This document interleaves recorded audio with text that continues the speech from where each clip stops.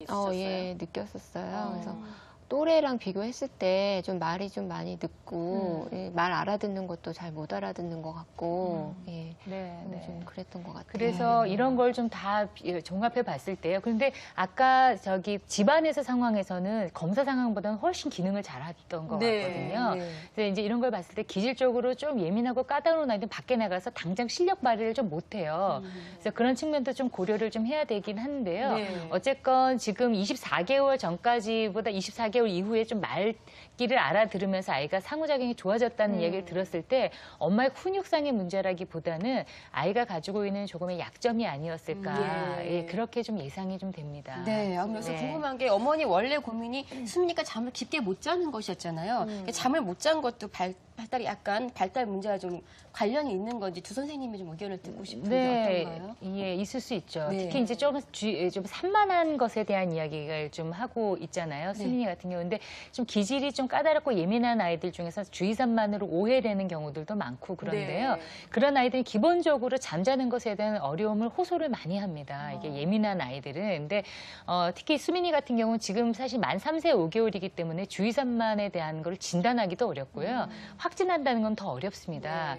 그런데 어쨌건 지금 하는 것을 봤을 때 주의 전환이 좀 빠른데요. 이거는 각성 상태가 좀 높다 이렇게 말씀을 드릴 수 있는데 어머니하고 또 상담해본 내용에서 잠드는 거 어렵고 잠 깨서 일어나서 바로 움직였다고 그래요. 그래요? 근데 대부분은 잠들고 일어나서 조금 이렇게 뭔가 딩글딩글 사람이 좀 이렇게 잠을 깰 때까지 시간이 필요하잖아요. 왜냐면 그게 이제 각성 상태가 따로 떨어져 있는 상태이기 때문에 올리는 시간이 필요한데 수민이가 그런 절차가 필요 없었다고 하는 것은 항상 이렇게 좀 흥분된 상태에 있었다. 이렇게 좀 볼 수 있죠. 그러면 당연히 잠드는 거 좀 어렵고요. 잠드는 것뿐만이 아니고 이제 그 이외에 학습을 한다거나 상호작용을 하는데도 일반적인 어려움을 좀 가져올 가능성이 있습니다. 네. 또 신 선생님은 어떻게 보시나요? 예, 수면도 이제 어떻게 보면 우리 뇌의 기능이죠. 우리가 뇌를 통해서 이제 잠을 잘 수가 있는 거니까. 그래서 이제 실제 그 잠을 잘 못 자서 어려움을 겪는 부모님들이 많이 있고 그럴 때 제가 이렇게 얘기합니다. 잠자는 것도 우리가 말 배우는 거하고 똑같다. 시간이 지나면 우리가 다 말을 하게 되듯이 예, 처음부터 잘 자는 애도 있고 좀 잠자는 게 느린 애도 있고 또 그것도 이제 배워가는 거다. 뇌가 발달하면서 배워나가는 거다 이렇게 얘기할 수 있고요. 또 수면과 관련된 기능이 조금 이제 늦게 발달해서 그럴 수도 있습니다. 시간이 지나면 또 해결될 수 있는 문제고 또 요거하고 조금 다른 얘기로 이제 산만하다 이런 얘기가 좀 나와서 실제로 잠을 깊게 잘 자는 거하고 낮 동안에 이제 기능하고 관련이 많이 있습니다. 잠을 충분히 못 자고 짧게 자면 낮에 많이 부산스럽고 애들이 짜증도 많고 ADHD처럼 보이는 경우도 있고요. 실제로 외국에서 한 연구를 보면 수면 질환, 아까 말씀드린 코골이라든지 하지불안 증후군이 있는 경우에 그 ADHD와 유사한 소견을 보인다 이런 연구 결과도 있고 또 ADHD로 진단된 애들을 수면을 이제 우리가 체크해 보니까 그런 수면 문제가 있더라 이런 게 있습니다. 서로 상호 관련이 있고 또 다른 말로 하면 잠을 좀 잘 재우면 애들이 훨씬 더 낮에 차분하게 집중해서 공부도 잘할 수 있지 않을까 생각이 듭니다. 그렇군요. 그러니까 선생님 말씀 듣고 보니까 어떻게 보면 우리 수민이 같은 경우에는 왜 우리도 뭔가 되게 예민해 있을 때는 밤에 자고 싶어도 조금만한 소리가 들려도 그냥 금방금방 다 들리고 조금서 부시럭거리기만 해도 탁 신경이 쓰이는 것처럼 이렇게 뭔가 예민한 상태이기 때문에 그렇다는 거잖아요. 그러니까 그냥 단순한 잠버릇을 개선시키는 것도 물론 중요하겠지만 조금 더 안으로 들어가서 이 발달 부분에 대한 개선을 좀 시켜줘야지만 근본적인 문제가 해결될 것 같다는 생각이 들어요. 아주 중요한 부분을 지금 말씀하셨는데요. 그래서 그걸 우리가 어떻게 좀 도와주면 좋을까 생각을 해볼 때 일단은 지금 상호작용이라든지 의사소통이 이게 다 상호작용인데요.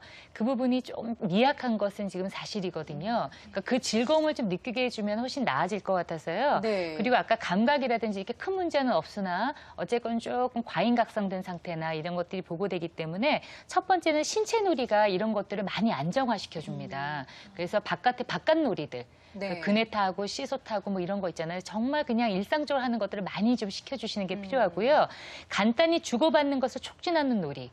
이런 것이 필요한데 상호작용의 기초는요. 너 한 번, 나 한 번, 너 한 번, 나 한 번이잖아요. 그걸 도와줄 수 있는 게 다 놀이예요. 그 놀인데 혼자 놀아라가 아니고 풍선 불어서 한 번씩 주고받고 치는 거예요. 뭐 하는 거라든지 이런 것들 간단하게 이런 걸 좀 해주시면 이게 도움이 좀 되고요. 그다음에 두 번째로는 우리가 이제 언어 부분이 지금 조금 지연돼 있는 상태니까 언어를 우리가 어떻게 좀 도와줘야 될까에 대한 그 도움이 좀 반드시 필요하시겠습니다. 그래서 충분한 언어 자극과 즐거운 언어 지도를 이제 하시는 것이 필요합니다. 필요한데 그 1단계는 뭐냐면은 기초적으로 아이가 지금 수준이 어느 정도인가를 정확하게 파악하시는 게 중요하죠. 네. 그래서 지금 한 2, 3음절 정도로밖에 지금 말을 지금 잘 못하고 있는 상태이긴 아까처럼 하거든요. 뭐 치카치카 안 해. 네네네. 치카치카 싫어. 뭐 이런 네, 식으로. 요 정도밖에 지금 못하고 있는데 지금은 한 3어절 이상으로 문장을 많이 길게 좀 구성을 할 수 있어야 돼요. 그래서 그런 수준은 이제 검사를 하셨으니까 일단 어머님은 이제 그 수준을 좀 아시고요. 그다음에 두 번째로는 좀 즐거운 언어적인 자극을 좀 주시고 확장시키시는 게 필요해요. 그러니까 예를 들면 지금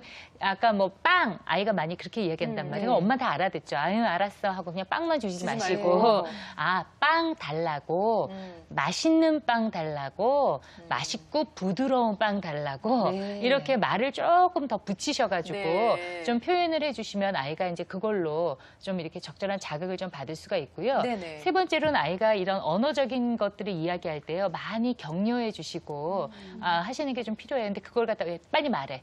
그 길게 말해야지. 이렇게 자꾸 위협감을 주시면 오히려 우리 어머니 아이들은 그러시지도 않을 것 같으세요. 예, 성격이 워낙 차분하셔가지고. 네, 오히려 아이가 더 말하는 게 위축될 수 있어요. 그래서 빵 그러면 빵 달라는 말을 했구나. 네. 이렇게 해서 좀 격려해 주시는 게 필요하고요. 근데 그게 어머님이 전문가가 아니셔서 사실 한계가 좀 쉽진 있어요. 않죠. 네. 근데 이게 약간 늦어지는 건 몰라도 조금 한 1년 정도 늦어졌기 때문에요. 네. 이럴 때는 전문가의 도움을 받으실 것을 좀 권해드립니다. 근데 네. 둘째가 지금 보니까 누나하고 1년 차이 나는 거죠. 연년생인데. 선생님 네. 어떻게 보면 동생한테